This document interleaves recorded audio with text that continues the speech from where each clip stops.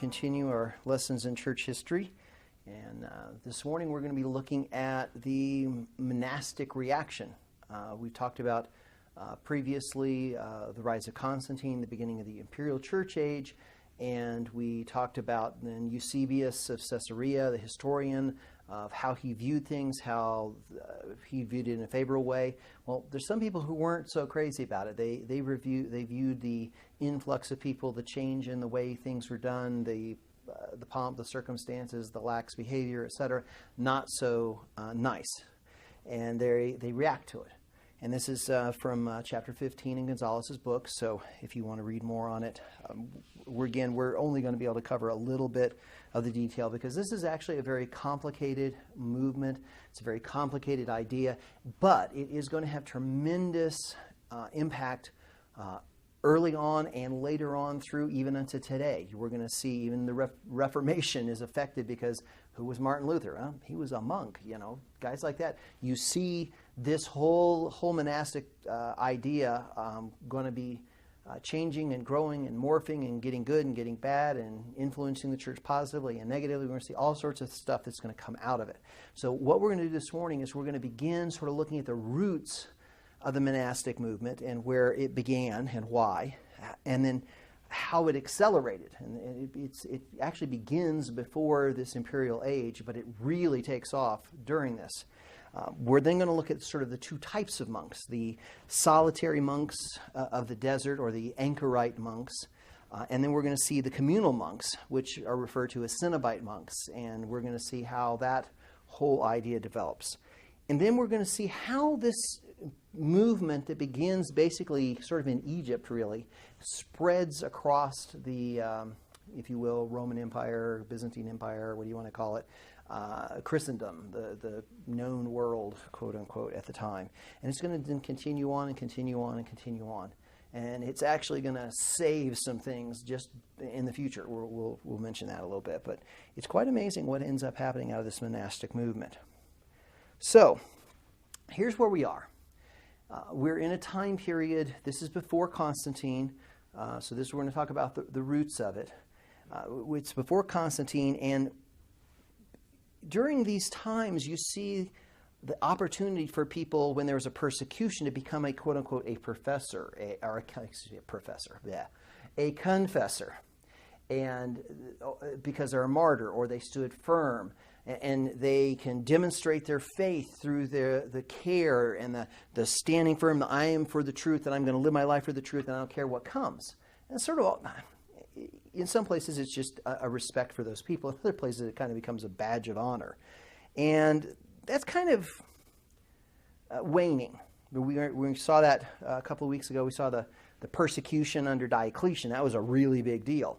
But by the time we get to Constantine, we don't have to worry about that. So there's this interlude, there's the Diocletian persecution, and then, sort of peace, if you will, after Constantine. So to many people, when they see this transition, they're going to see it in a negative light. And the beginnings of monastic thinking isn't really so much Christian, though it can be couched in Christian terms, and from one perspective, it's kind of a godly type of thing. But we know that being solitary, the scriptures speak against going off on your own. You need to be part of a group. The church builds the church. The body builds the body. Being on your own doesn't necessarily build you. Certainly you can learn, certainly you can grow, but that's not the way that the scriptures teach for a body of believers to function.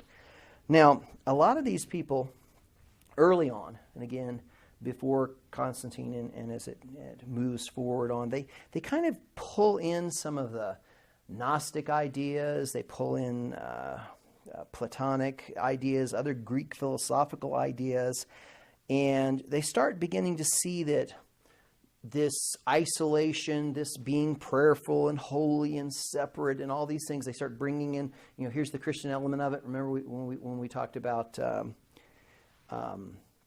Gnostics and how they began to, and Marcion and all, they started pulling in the two approaches. It was either control your body or, who cares about your body? Well, these are the folks who fall into the Christian form of control your body. Now, that was not an unusual thing. And scripturally, they'll say, hey, look, there's widows and virgins dedicating themselves to the service of God. Some people really literally went to the point of saying, hey, I'm going to castrate myself for the kingdom. You're like, that doesn't feel good. But, they might be a little crazy, but a lot of them were just really serious about it.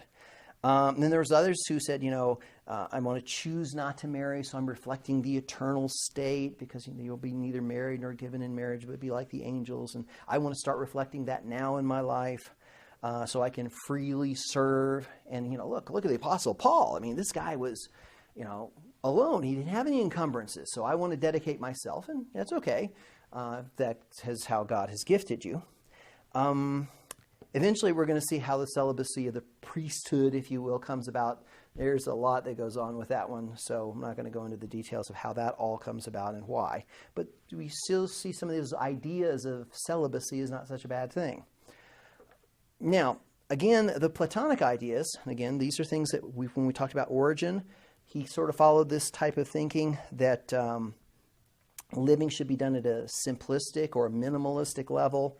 And practicing of extreme asceticism, in other words, controlling the body and the passions, and this was supposed to make you wise from a Platonic perspective. The Stoics had the idea of the physical body was a prison for the soul, again, that sort of Gnostic idea that you had to sort of practice on perfecting and subjugating the passions of the body so that your spirit or your soul could be free. And we see cultic practices of the sacred versions. Yes, the sacred virgins. This is a version too. It's sacred. No, the sacred virgins. We see that cult. We see that kind of a thing that was practiced in Rome with this type of idea. We see the idea of celibacy in priests. We see the idea and the notion of eunuchs in all these other kinds of things. So what they could do, they could set themselves apart to serve the gods. Now, all that's to say is being a monk, going all on your own, being celibate, castrating yourself, being a eunuch, etc., living in a community with other people that are focusing yourselves on your faith, wasn't strange. Matter of fact, it was kind of normal. So the idea that we kind of think, monasticism came out of nowhere, it didn't. It just sort of grew out of natural tendencies in the culture and applied to Christianity. And some of it good, some of it bad. Again, we're going to see how that all plays out. So those are kind of the roots of it. That's kind of the ideas behind it, the cultural, the context, and then how people then use the scriptures to sort of justify this is what I want to do. Now, we're now going to turn to the solitary monks. And these are the monks of the desert. And this really takes hold before Constantine, but again, like I said, accelerates dramatically afterwards. And so we're going to talk about some of these early monks. Now, there's lots of them, but we only have a few of them we have much information on, so naturally you talk about the ones that you know about. So these people, both men and women, it wasn't just men, wanted to find some area of solitude in the desert. And it wasn't so much for harshness, but just to have a quiet place to reflect.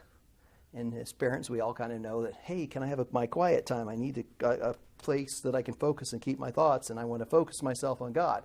Well, in their understanding, going away from people, going away from the busyness, that's what they wanted to do, to be solitary so they could focus their time for God. And the term for monk, where we get the word monk as it morphs, is monachos. And this means solitary. And that term was generally applied to those who sort of left the world behind. They sort of, I'm out on my own, a monk or a monachos. The other term that I mentioned before was the idea of an anchorite. An anchorite were these monks, monachos, that went away to a solitary life. And that originally meant to withdraw or to be a fugitive. In other words, you're away from everybody. Now, a lot of times these guys would seek secluded valleys, oases. So they weren't just going out and going, hey, let's go find the toughest place I can. No, they actually went to places like that, or they go to abandoned cemeteries or places that they felt that the world is not going to intrude upon me. Two of the most famous, and again, it's because we have some writings and it's a description of them, were Paul and Anthony. These are the two that we're going to talk about, and Jerome, who we're going to talk about a little bit later, sort of immortalizes one, and Athanasius, who again we're going to talk about later, writes about the other. And actually, Athanasius brings a lot of monastic things to the West. We're going to see. Now, little is known about Paul, as I just said. Well, yes, Jerome wrote about him, but there's little known about him. There's not a lot. So there's things that we kind of glean from him. The best thing we can tell is this guy probably lived in the middle of the 200s or middle of the 3rd century. And he fled persecution to live a life in the desert. And he wanted to spend his time in prayer and supposedly lived on a diet of dates. Okay, so I guess you can, and that's dates not going out, dates the fruit from the date palm. Now, that's about as much as we know. There's not a lot more about him, but he's kind of famous for being out there. The guy that we have a little bit more detail on, and actually I'm going to talk more about, is a gentleman named Anthony. And from what we know about him, he was born in a very small village along the Nile River. And again, his parents weren't particularly Christian per se, but they were wealthy, and they died when he was young. He hears the gospel in a church. Again, so if you notice here, he hears the gospel in a church. And the thing about the rich young ruler, so he hears about the rich young ruler, and this causes him to say, I need to leave my wealth behind. I need to give up everything and, follow Jesus, so to speak. A little bit overly literal about what the point was, but he literally takes it. And he gives this all up, but he places his sister, who he's still responsible for, in the care of the virgins of the church. So in other words, we had some of these women that were virgins setting themselves apart and says, here, care for my sister. And so he leaves and he says, okay, I'm going to go to the desert. I'm going to find a monk and learn from him. So he finds an older monk. So good discipleship, passing on, iron sharpening iron. So good stuff. Maybe misapplied, but he's going out there to learn about God from this elder monk. And he goes, after he's learned from this guy, he goes deeper and deeper into the desert. So if a little bit's good, more is better. Have to be careful about that. And around the age of 35, okay, so he's a young adult now, and in his culture, he's actually transitioning from young man to an adult in that culture. He has a vision. And he says God told him not to fear. God would protect him, so he moves even further out into the desert. He is pursued by people who say, hey, this guy's really godly. I want to learn from him. Anybody been pursued saying, hey, this person's so godly, I want to learn from them? Probably, hopefully, our godliness should precede us, and people should want to do that. But in this case, this guy is pursued by folks. Now, for a solitary monk, what do you think the worst possible thing could happen to you is? Yeah, people pursuing you. Everybody wanted a piece of you. You're like, wait a second, I came to the desert. I wanted to get alone. I wanted to serve God. And you guys keep following me. Well, he also is pursued by demons and who desire to harm him. Eventually he stops and he agrees to teach some other monks his way, as long as they will most of the time leave him alone. All right, so he says, look, I'll teach you guys and then go away. Don't bother me. I need to practice my solitude. He locks himself away, literally. And he doesn't go very far. He does, or should I say, he goes away, and people pursue him and all, but he does sometimes leave and go back to civilization. And he does actually visit Alexandria. I mean, this is a huge city. He's this guy from a little mud huts on the Nile out in the desert, but he actually goes to Alexandria, and he does this twice. And one of the times was he goes during the Diocletian persecutions we talked about a couple of weeks back. That it was Diocletian's harshness, and he's going, oh good, I can stand here, I can profess my faith, and they'll kill me and I'll be a martyr. And the leader in Alexandria says, this dude is too raggedy looking This guy has no standing. I'm not even going to waste my time killing him. Kind of weird, but he's like, you're not even worthy of killing. You're too, go away, crazy man. Not interested in killing you. You make no point. The second time he goes, though, and this is kind of a very interesting thing. We're going to talk about this later, is he goes during what's referred to as during the time of the Arian heresy, or the debate over Arianism and Arius. And again, we'll talk more about that. And he goes out there and he says, now, wait a second. You guys are claiming that I support Arius. Anthony supports Arius. And he heard about this. And he goes, I do not believe that. I do not support that. That is absolutely wrong. Now, according to Athanasius, and again, we're going to talk about Athanasius in another lesson, he records that though Anthony was illiterate and spoke in Coptic, that was a Egyptian Greek type of language, he confounded the Arians with his wisdom and conviction. In other words, you're like, this crazy guy who can't read understands the scripture better than all these people in the city of Alexandria, the education capital of the world. Sound familiar? That, truth wins. They didn't like it, but he was very powerful, and I think that's probably why Anthony made such an impression on Athanasius. Later on, Anthony permits 2 younger monks to take care of him, and in his old age, he dies in the year 365. So this guy lived a very long time in the desert as a monk. So this guy has a significant impact on people because he lives a long time. Just like the Donatists, it was named after Donatus because Donatists led their party for 50 years. Well, here Anthony has an impact on it. Now, what would monkish life look like? Now, we're going to talk about the sort of the ebb and flow of what the monks are going to look like from kind of their lifestyle and some of the things that happen with them. But first off, it was very simple. Most people's lives were relatively simple anyway, but monks were even simpler simple. They sometimes would plant gardens for food, but more often they would basically make baskets or other kinds of things and trade them for bread and oil. And a lot of you might go, hey, wait a second, you can't live on bread and oil. Well, that kind of bread you actually can, but we won't go into the chemistry of it. But bread and oil, that would give him the carbohydrates, some protein, and some fat in that. And he could actually live on it. And they spent most of their time praying, reciting psalms, and memorizing scripture. They considered owning books. Now think about your library. Think about what you have in your own house. They considered owning books as possible temptation that could lead to pride. Now, for us, it's like, there's books everywhere. Matter of fact, I got so many books I can't even read all my books. Well, that's because books are now common. Well, if you had books back then, that was wealth. That cost a lot. That was precious stuff. So, in other words, it's like, I have the fanciest home on the golf course with the biggest car and my own private jet and all my other stuff, and boy, aren't I something. That's kind of the equivalent for owning a book to a monk. Though, honestly, I would love to own a book so that you could, refer it, make sure you didn't make any mistakes. But they said books could lead to pride. And so they only had clothing that they absolutely needed and a mat to sleep on. That's pretty much it. That's a pretty simple life.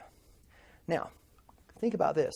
You've got the monks over here that are living this simple life.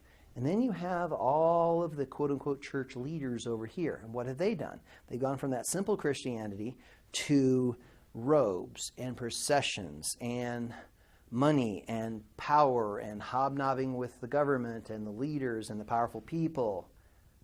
See the contrast? Monk, I got a mat and bread and oil and a little bit, and I pray, and that's it. And these guys are involved in everything, and they have lots because it's just totally transforming the normal quote-unquote church because of this influence of the imperial, if you will, oversight and support and encouragement. Now, these monks really didn't spend a lot of time with other believers, and that's a problem. And you get into issues when you start going off on your own, and this is one of the dangers for any of us. When we are separated from the body and learning and growing, even if there's problems, you're going to have the other risk of having issues. They didn't really involve with communal worship. They weren't involved with any other practices, communions, or any other kinds of things that typify the early church, which is what they were trying to, simplify. Well, they oversimplified. They didn't say, "Hey, here's a small group of us. We're worshiping together and all." They just went away. And this is those anchorites. Now, when they fled temptation, that didn't always go away, because as the saying goes, everywhere you go, there you are. Let that sink in. Everywhere you go, there you are. And so temptation doesn't go away just because you're isolated. It's still there. You still got your brain. It's still functioning. Everything you see around you is going to tempt you. Satan's going to try to. Temptation's not bad. Giving in to temptation is your problem, or our problem, or my problem, all of our problems. And sometimes, though, if you're over, hey, I'm praying, I'm reading, I'm memorizing Scripture, I'm setting myself apart for God, boy, am I holier than thou. Especially when you start seeing these other guys that aren't particularly holy, not particularly godly. You kind of get this, we're better than you kind of a thing. And unfortunately, the monks tended, because of their isolation, and tended to have not particularly educated in many instances, not all. They were easily influenced and manipulated and fired up and by those who wanted to use them. And later on in the 5th century, now that we're in the 3rd century, when we get to the 5th century, and we find monks rioting, and so that they can impose their orthodox teaching on people. So if I can't convince you, I'm going to fight you to convince you. And so you can see there's going to be some problems with this. Again, intent good, missing some pieces, some of the results good, some of the results bad. And so there's some sort of mixed challenges. Now, what do you think if we get lots of people who want to go out to be alone? What do you think is going to happen? Yeah, it's going to be tough places to find places you could be alone, right? What else?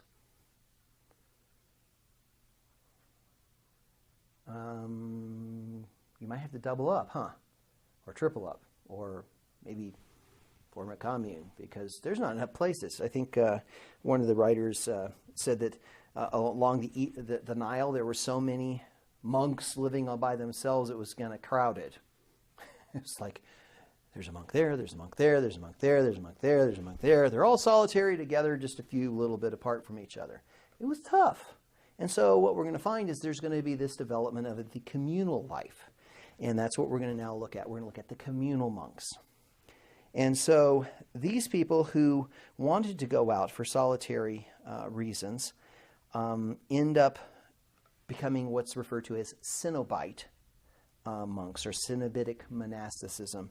And that's from the Greek words which mean communal life. In other words, living together.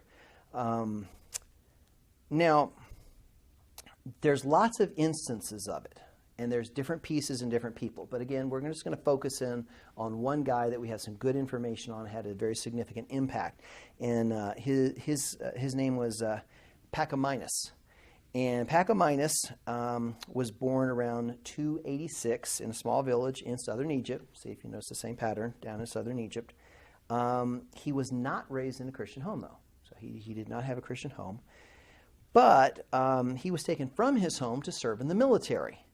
And during this time, some Christians took pity on him, cared about him, helped him out, and befriended him. And he was very touched by this act of kindness, and he said, if I ever get out of the military, I'm going to dedicate myself to serving others.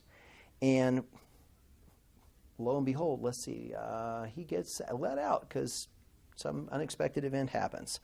And he goes about and he wants to find somebody who can teach him about Christianity. And he does that. He tries to learn his faith. And he later moves into the desert and wants to become an anchorite monk. And remember, anchorite monks were the solitary ones. Cenobitic or Cenobite monks were the communal ones. And so he starts off as that anchorite monk, that solitary monk. And he goes out there to do this. And he learns from this other anchorite and eventually moves away from him, and then is joined by his brother. So Pachyminus' brother comes. And he's not really content just with the service, and he prays to God and he says, all right, how do I serve you more? Which is a good thing. It's a good prayer to ask and say, how do I serve you more? And according to, what's written about this guy is he said he had a vision that he was to serve mankind. And Pachyminus, kind of like Peter, he says, no, wait a second. I'm supposed to serve God. I'm not supposed to serve man. And like Peter was like, rise, kill, and eat. Oh, no, Lord, I don't do that. I never do that. And if you really think about it, the scripture says, what are you supposed to do? Love God and others. Serve God and others. Well, these guys were like, I'm just serving God, and he forgot about the serving others. As a matter of fact, these guys were kind of offended. You mean you want me to actually work with people? I'm supposed to be off my own serving you and loving you, God. And according to records, he realized that this continued repeated, and eventually he goes, all right, I will serve God and men. I will do that. And you begin the formation of monasteries. He sets about trying to organize and teach men about prayer and about contemplation. Now, this is kind of interesting. When he tries this, his first attempt fails miserably. Now, why do you think his first attempt fails miserably? This is going to be interesting. What do you think? He wasn't a good organizer. Well, yeah. We're going to see later he is actually a very good organizer. What do you think? What would be the things that would cause you to fail? It's never been done before. Well, yeah, there's some models, but yeah, in general, it's never been tried in this particular area. He doesn't have any experience with it. Anything else? Well, you know what? The thing that that causes him to fail is his standards aren't high enough. He's not rigorous enough. He doesn't pick the right people. Does this sound familiar? If you make the standards so low and you pick the people so low, nobody's ever going to follow through with it. There's no consequence to it. He fails miserably because there is no rigor demanded. He's just like, hey, let's get together. So he tries again. And this time, instead of, dropping the standards more, well, maybe if we just make it easier on them or give them more bread or do something else, it'll be better, which is our tendency, quite honestly, in our society. Just make it easier and they will come. No. He steps it up. He demands a higher level. He says, no, if we're going to serve God and we're going to serve men, it's going to be done right. We're going to do it with zeal and gusto and all the other things, and we're going to be disciplined about it, and we're all going to do this. So he sets this very, very high bar for anybody to get into this monastic idea. And the renouncement of earthly goods, everybody worked with their hands, no matter what it is, the most menial task, and absolute obedience to the authorities were hallmarks. Okay? Renounce the worldly goods, work hard, and obey. That's pretty tough stuff. But people come flocking to this. I mean, isn't it better to live with godly people who work hard and you have somebody who you can trust and respect in charge than to be out there with, if you will, the flakes? People really look at this and say, man, this is a high standard. This is something that I want to dedicate myself to, because, see, he's not just saying, let's go away and not be involved with people. He's saying, I'm going to serve God. We're going to dedicate ourselves to serving God, but we're also going to serve people because that's what God has commanded us to do. That is an amazing thing. So again, this whole monastic idea is going to, especially the communal idea, is going to have tremendous impacts, both positively and negatively, because guess what happens to monasteries? People are in them, and they go bad. But they get renewed, and then they go bad, and they get renewed, and we're going to see that. And so this guy, during his life, created 9 communities, several of them with several hundred monks in them each. And these were under a leadership or a superior, and they established the groups of people with different areas of work and assigned those to the community. And nobody was immune. Leader, clean out the toilet, you did it. Take out the trash, you did it. Feed the pigs, you did it. You didn't matter. Everybody served. And sometimes they were organized around trades or skills because people had them. And they really organized it. It became a very efficient type of organization. They lived together. They had men and women. And they typically separated them. And what they would do is they start off, they lived, they worked. They would sing, recite scripture, and meditate upon biblical passages. They would get together twice a day to sing, pray, and listen to scriptures, once in the morning, once in the evening. And Pachomius' sister, Mary, founded a similar set of communities for women under the authority of an ultimate superior or abbot, or the Archimandrites. I'm very good at pronouncing words. Archimandrites, so the abbot, they were in charge of everything. And so when Pachomius dies, or as he's dying, he says, okay, folks, here's how it's going to work. All of you monks, whoever I pick from amongst of you, every one of you is going to vow obedience to them. So he didn't have this Roman Empire chaos of who's going to vote and intrigue and whatever. He says, whoever I pick as the guy, as the abbot, and I pick the next one, that person has absolute authority. You all agree, every one of you agrees to obey that person. And I don't care if that person denounces the superiors in these other communities or deals with issues, that guy's in charge. And that's the way he established it. So he has this continuity idea through authority and obedience to the ultimate ruler. And the thing that's interesting is you would think with this type of behavior, you would think that these monks would be more like a church hierarchy. And in some ways they kind of were, but very, very, very few of them were church leaders. Elders, deacons, bishops, whatever. They weren't church leaders. They just served in their community. So it was like, here's our lifestyle that we have, but we're not those who are in charge of the church. The monks actually went to church. And that's a huge difference. They would actually go and participate with the community. They would be involved in the church. Baptisms, communion, service. That's what they would do. Now later on, and I think it's in England, if my memory serves me, but there were a few English monks who were also quote-unquote priests, and they were referred to as friars. So Friar Tuck, he supposedly was a priest and a monk simultaneously. So there were occasions later on that you see that, but very few of them did. We'll see Martin of Tours got sucked into that here in a second. But these guys were very dedicated. Now, how did you get in? Fill out a reform, an application. How do you think they got in? What do you think it was? They were recommended.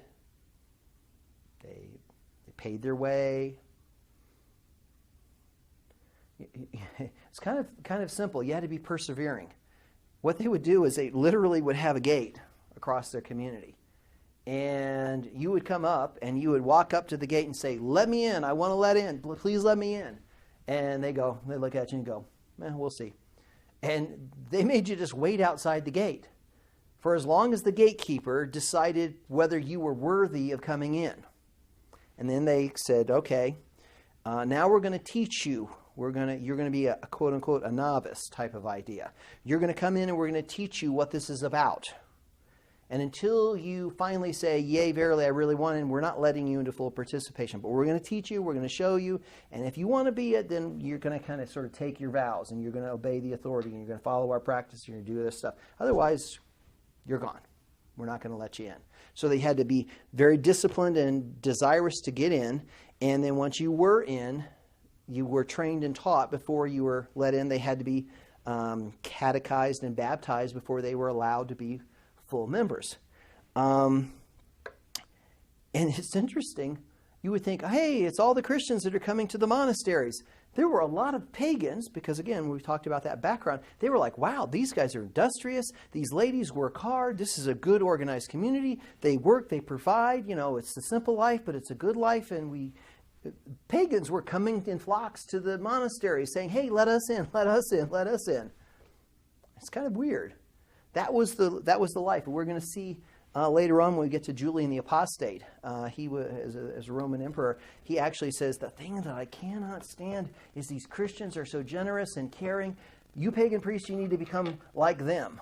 Well, the pagans were seeing the Christians in the monasteries so godly, they wanted to be part of it.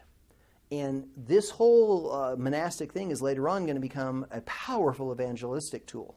The life of these people, when they showed up and when they got there, really made an impact on folks. Of course, people like the Vikings like to kill them, but that's a whole different story. So now how does the last thing we're going to look at is sort of how does this idea spread, this idea of monasticism. We're going to talk about that here.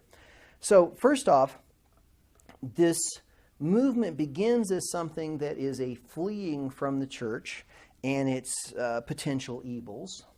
And yet it's going to, because of its devout character, it's going to influence the church. It's going to come back on it. We're going to talk about a guy named Martin of Tours, and we're going to see how his life affects it. We've mentioned Martin before, but we're going to come back to him. This discipline and dedication, what do you think it becomes? What do you think? Yeah, the people like it. True. But think about it. Think about the idea of a confessor or a martyr, and you can't do that anymore. What do you think this might become symbolic of? Yeah, it's this holiness. It's that same type of an idea. And these confessors are no longer available, but I now can have the monastic practices that can be emulated. I can be like this guy. I can be like these people. I can live a life like them. So the practice of my life is now reflected in the monastic idea, and therefore that makes me kind of look godly. Now, didn't Paul warn about the practice of godliness, the buffeting of the body and all this that has a form that appears to be religious? Well, some of these people are doing this for the right reasons, and other people are doing it for a form of religion. And we're going to see that negative impact that's going to happen later on. Now, the church does see that this is going to be advantageous in the future. We're going to see the gospel is going to be used. It's going to be used later on, the saving the scriptures, evangelical movements, missionary movements are all going to end up being founded and run from these monasteries as time progresses. Not this now, but later on. But the thing that I wanted to finish up on is talking about one guy. His name is Martin of Tours, and we've mentioned him before. And we're going to talk about him. His life was celebrated in the book The Life of Saint Martin by Sulpicius Severus. All the names I can't pronounce. And he's the example of this monk and how people started seeing monks, and they ultimately began to see that this monastic life ought to now be reflected in their bishops, as opposed to this pomp and circumstance stuff. And yet, a lot of the established church goes, these guys are a bunch of mongrels. This is the office of Christ. This is the office that should be presented to the public in a God-honoring way. It should be noted. So you're going to get this problem. There's a truth in both of those kinds of statements, but you fall off the edge either direction, you're going to have an issue. But the monastic movement is going to kind of pull that pomp and circumstance back down, because the people are going to say, well, who's the godly one? The one that's dressed fancy and talks big words, or the guy who's living a simple life and acting godly? Of course, we also are going to see that there are going to be godly people in the church and scoundrels in the monasteries, but that's a whole other thing we're going to talk about. So, Martin of Tours. He was born in 335, so it's a little bit after Constantine, in Pannonia, which is now part of Hungary. And his father was a pagan soldier, and he moved a lot in the empire with the legions, of course, in particularly in northern Italy.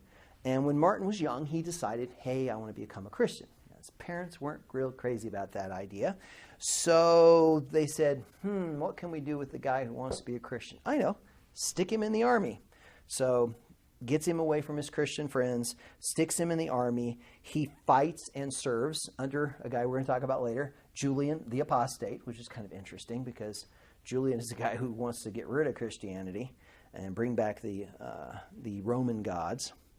And the thing that sort of sets him apart, this is where the stories all circle around, is when he was near the city of Amiens, which is in, I think it's in northern France, if my memory serves me.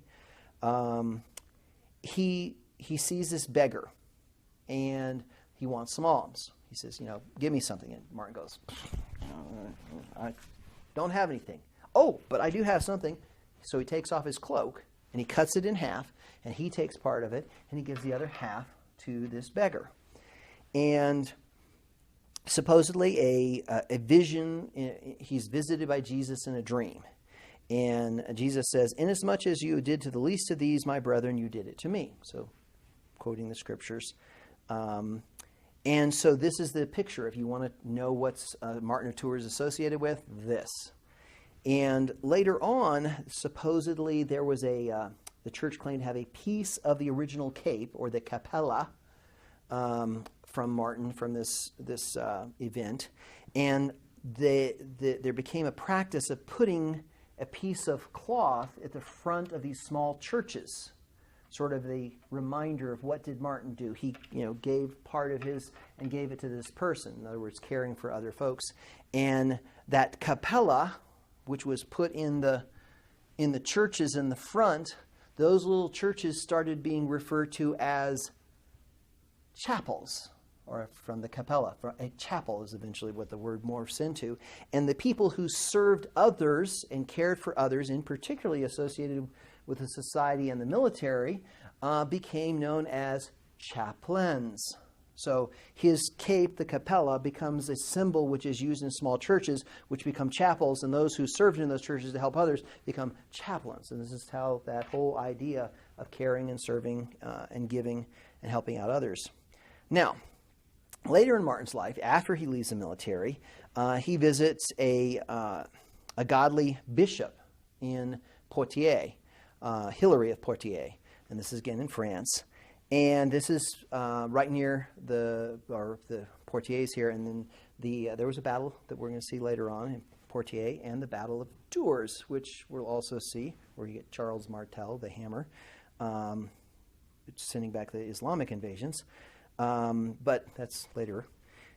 This Hilary of Poitiers, he was a very godly man. He was very educated, and Martin learned a tremendous amount from him. And he devotes himself to that monastic lifestyle. And he sort of becomes famous in the region for his very gracious and godly life, and a very godly man. And supposedly God performs these great works through him, but he remains humble. So now if you notice here, you got this guy who's serving others, who's caring others, who's learning for others, who's living a simple life, and is humble. You see this whole beautiful picture of Christ-likeness, if you will. It wasn't necessarily that money or wealth was bad, but he kept himself, pure from becoming corrupted by all of the stuff that was around him. Now, when the Bishop of Tours dies and the bishopric becomes available, the people in the area wanted Martin to take over. And Martin's going, whoa, not what I'm interested in. And a lot of the bishops kind of overseeing this whole process said, this guy's kind of a dirty, unkempt, ratty guy with a little bit of clothes. He's not really well off. We really want a bishop like that? Is that the kind of guy we want representing the church? And when they felt he would sort of dishonor it because he's too scruffy. And when it comes to the time where they're going to vote on who the person is, the person who's supposed to do the reading during this service doesn't show up. It can't be found. And so somebody else says, okay, you open up the Bible and just read something. And so here's the text they read from Psalm 8:2. It says, by the mouth of babes and infants thou hast founded a bulwark because of thy foes, and still the enemy and the avenger. And so the crowd goes, oh, God's speaking to us. Look, that means Martin should be the bishop. I'm not sure how that translates, I guess. Out of the mouth of babes and infants, you've founded a bulwark because of my foes. Okay. But they take that as a sign. We need to elect Martin. And so they elect Martin. And Martin doesn't like the pomp of the office. He therefore says, okay, we got this big cathedral here, this big church, and I'm going to build on this little room that I'm going to practice my monastic lifestyle in. So there's my little room. Here's your big church. I'm just going to stay over there and do my job. But even there, he was like, people will not leave me alone. I cannot practice my lifestyle. It's too busy. I just need some peace. So eventually he moves to the outskirts of Tours and performs his duties from there. So he's now a monastic monk guy who is a bishop. And what ends up happening is because of his godliness, because of his humility, because of the way he lives his life and honors God in it, people start going, you know what? Our bishops ought to look like Martin a lot more than the imperial-looking bishops they are. Now, we're going to talk about it later, but during the Arian heresy, Martin actually gets run out of town by the Arians. It's kind of very interesting. He gets persecuted by them. So he's going to be coming and going. But ultimately, he is a guy who is seen as a model of what a bishop should be, a true God-honoring man, which that's what the Bible says you should be as an elder, if you will. So monastic life, simple life, but honored God and was humble in all of it. So a lot of material there, a lot of stuff that's going on. But this whole monastic idea that started with these anchorite solitary people going away to, pray and learn and grow but be alone, moves and morphs into this communal idea of serving God and others that's separate from the church, but it's not a church. See, they could have formed themselves their own church.